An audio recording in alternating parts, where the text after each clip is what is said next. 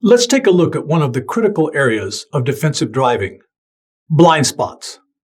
This is an area that trips up new drivers in particular.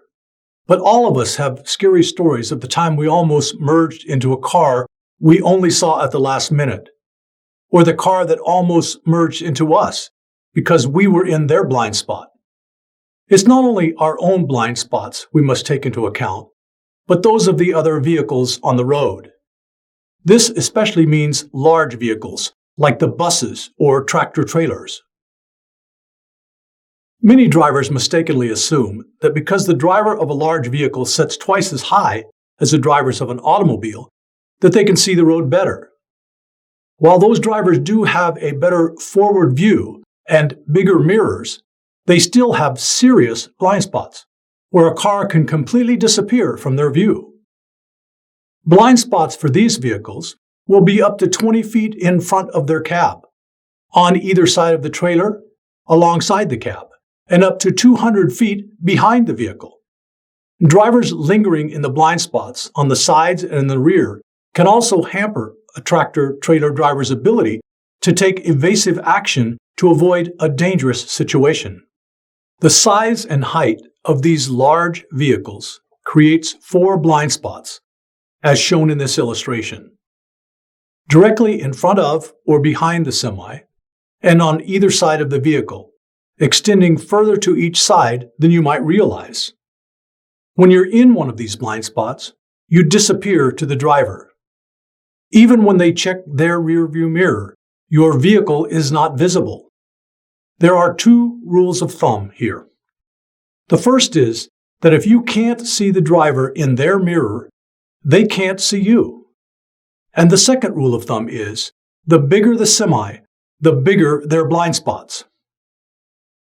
When sharing the road with these large vehicles, remember to always do the following. Pass the semi on the left side only, and do it as quickly as possible without violating speed limit laws. Also, when you're passing, maintain a steady speed when passing, so the driver can calculate when you'll move through and out of their blind spot. Never cruise alongside a large vehicle in either blind spot, but especially on their right. The blind spot on a large vehicle's left side is much smaller than the blind spot on their right, but it's equally dangerous to linger in.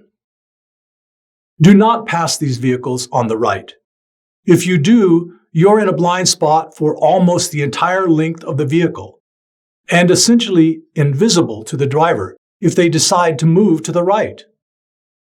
Avoid merging too closely in front of the semi after you pass, and return to that lane.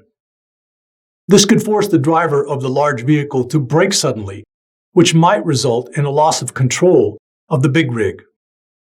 Also, don't merge back into the lane in front of the larger vehicle until you can see the entire front of the big rig in your rearview mirror, and never brake or slow down suddenly after merging in front of them. It's always good to keep in mind that these vehicles cannot stop in the same distance as a car, and having an 80,000-pound vehicle behind you while you're stopping would be a terrifying place to be. Finally, always avoid following too closely behind large vehicles, especially tractor-trailers. For one, it blocks your vision of the road ahead, so you will be unable to anticipate road conditions. Worse, if you impact a semi from behind, there's a chance your vehicle will pass partly beneath the trailer, with the cab of your car taking the impact instead of the hood, resulting in far more severe injuries and much higher chance of being killed. Regardless of how the collision occurred, the effects on the passenger car or truck are likely to be far more severe than a collision with other types of vehicles. Beyond other vehicle blind spots, there are also our own blind spots that are a serious issue. The blind spots that usually of greatest concern for a passenger vehicle is to the right and even with the back half of the vehicle. That's the reason it's generally unsafe to pass another vehicle on the right. But there's also a blind spot on the left side of the passenger cars. So never merge into a lane to your left without turning your head to confirm there's no vehicle in the blind spot. Depending on how the right and left side view mirrors are adjusted, it may be as shown for the blue car in this image. Here are a few other safety tips on blind spots. Never linger in another vehicle's blind spot. Slow to allow room, or tap your horn when you're in a driver's blind spot and the vehicle is about to merge into your lane. And always check your blind spot before beginning to change lanes yourself. In recent years, there's been a trend toward a different method many drivers have found useful in eliminating blind spots. It's the way of setting your mirrors to minimize the problem.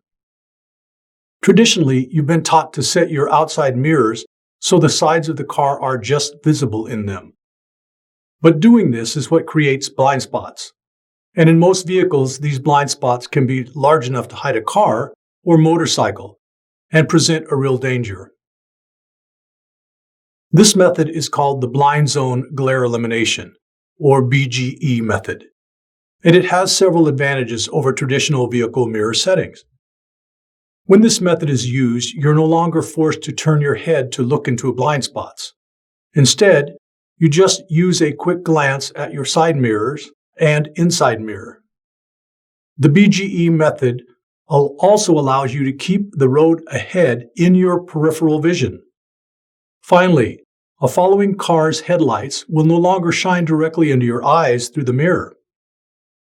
But you should only use the BGE mirror setting method in vehicles with an inside rearview mirror and two side mirrors. And don't use this method if you're carrying something that blocks the inside rearview mirror. To set your mirrors in the BGE method, use the following steps. Put your head against your driver's side window and adjust the driver's side mirror so you can barely see the driver's side of the vehicle. Move your head as close to the center of the car as you can and adjust the passenger side mirror so that you can barely see the passenger side of your car. To check your BGE settings, watch as a car passes you in an adjacent lane. It should enter your outside mirror before it leaves the rear view or inside mirror. Also, the car should appear in your peripheral vision before it leaves the outside mirror. Remember, your inside rearview mirror is your primary mirror, and it will take time to get accustomed to no longer seeing the sides of your car in the side mirrors. You can investigate the BGE method for mirrors more by going to the National Highway Traffic Safety Administration website. But to be safe, no matter how you set your mirrors, do a head check before changing lanes. Okay, let's move on to look at some other safe driving habits.